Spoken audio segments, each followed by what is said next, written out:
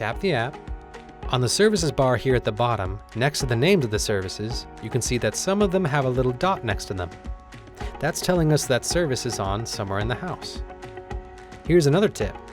Many of these services you can tap and then hold to gain access to some quick controls. Nice, huh? Okay, now I'm going into Rooms to show you another cool feature. Notice the order of the services here. Apple TV, climate, lighting. Now watch this. I'll go to the second page of services, select something, jump out of it, and look here. It's now listed as the first service in the room.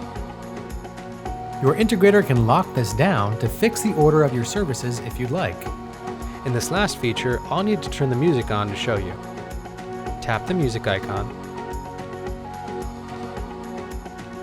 select Pandora, then choose a station. Now when we exit, look, see the bouncing bars? That tells us that music is playing here. Alright, we're having a little too much fun, so I'm going to save some other cool tips for another video. See you next time.